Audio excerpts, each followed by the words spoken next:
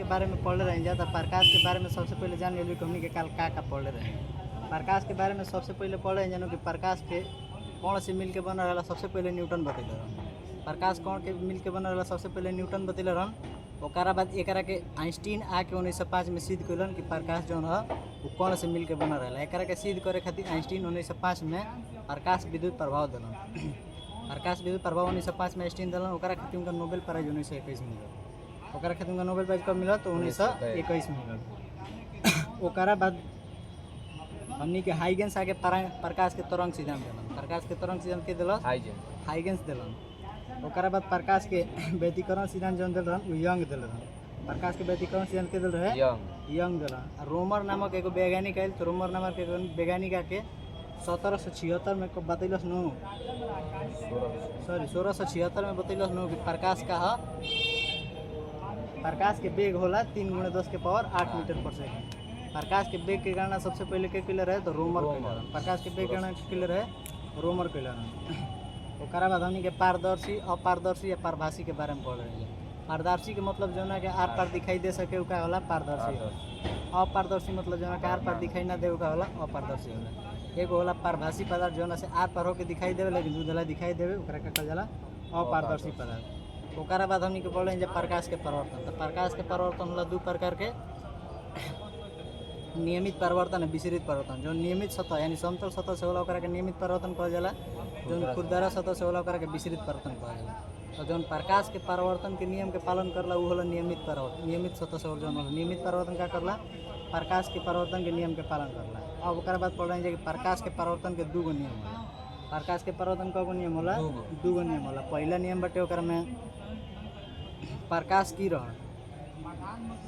किरण जब कौन सतह पर पड़ रहा तो आपतित किरण आ परावर्तित किरण तथा आपतन बिंदु पर विलंब तीनों एक ही तल में होला।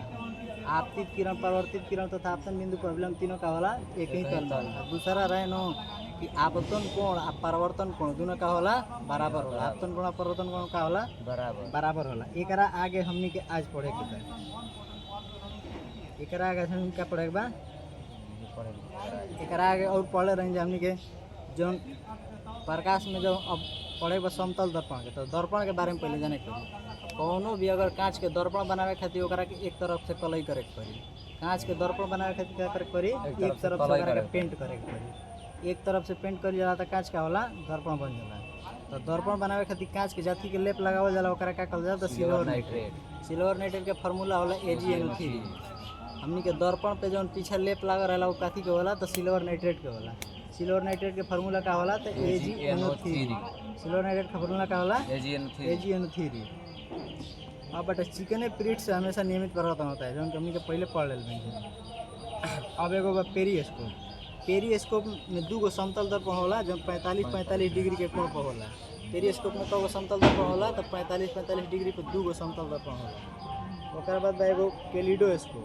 कैलिडोस्कोप काटे तो इसे बहुरूपदर्शी भी कहते हैं। इसमें बहुत सारे रंग दिखाई देते हैं।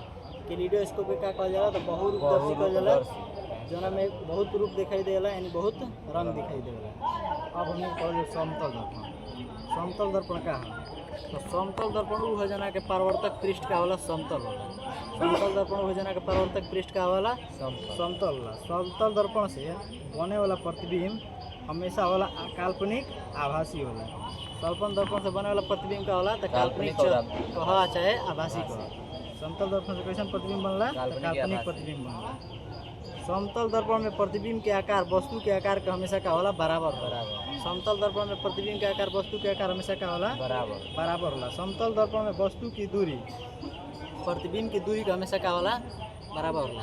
समतल दर्पण में 3 गो चीज़ पढ़ने जाए। पहला इनमें हमेशा काल्पनिक प्रतिबिंब बने, इनमें प्रतिबिंब दूरी वस्तु दूरी हमेशा बराबर हो। एकरा में वस्तु के आकार हमेशा का हुई प्रतिबिंब के आकार के बराबर हो। अब आगे हमने क्या पढ़ेगा, समतल दर्पण में सीधा प्रतिबिंब बनला। समतल दर्पण में कैसन प्रतिबिंब बनला तो हमेशा सीधा प्रतिबिंब बनला। समतल दर्पण में कैसन प्रतिबिंब बनला हमेशा सीधा प्रतिबिंब बनला।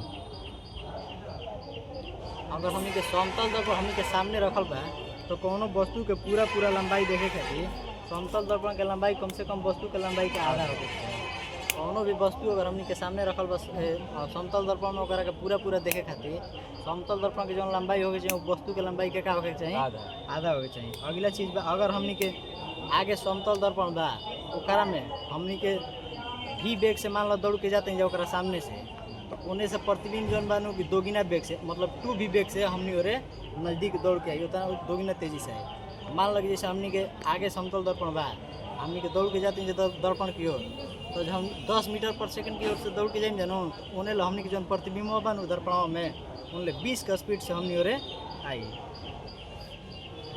अब देखो अगर समतल दर्पण को थीटा कोण से घुमाते हैं तो परावर्तित किरण 2 थीटा कोण से घूम जाती हैं।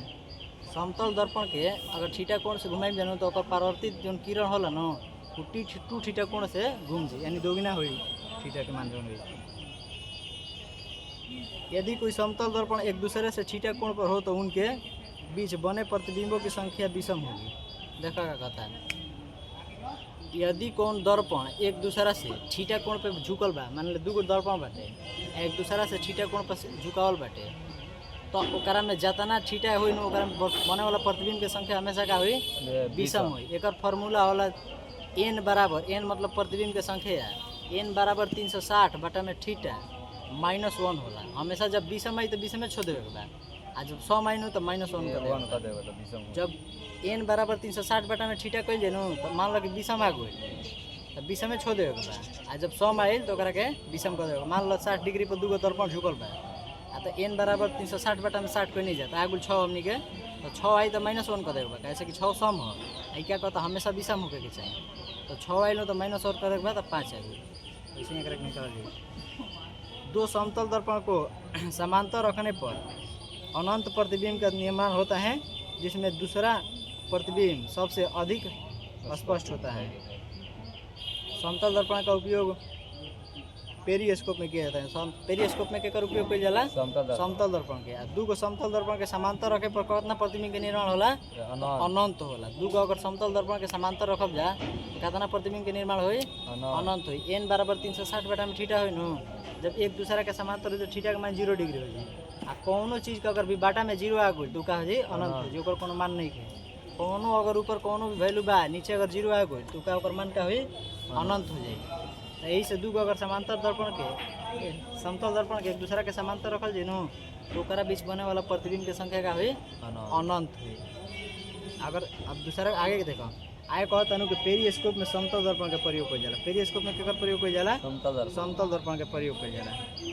पेरिस्कोप का प्रयोग बंकर के अंदर छुप कर या समुद्र के अंदर छुप कर युद्ध करने के लिए किया जाता है। पेरिस्कोप मतलब का कुछ में छुप के मतलब दूर स्थित वस्तु के देखे खातिर कोई जाला। बंकर में यानी युद्ध के समय चाहे समुद्र के अंदर छुप के देखे खातिर केकर प्रयोग कोई जाला पेरिस्कोप के कोई जाला। समुद्र नीला दिखाई देता है क्योंकि जब सूर्य से सफ़ेद प्रकाश पानी के अणुओं पर गिरता है तो केवल नीली रोशनी परिवर्तित होती है और बिखरती हैं तथा हमारी आंखों तक पहुंचती हैं। एक बारे में हमने इसी से आशा से आगे पढ़ा जाए। लेकिन समुद्र नीला काहे दिखाई देवेला कैसे जो प्रकाश के नीला रंग होला नो ओकर बड़ विक्षेपण सबसे आधा होला अधिक होला। प्रकाश के जब इसी प्रकीर्णन होला तो नीला रंग के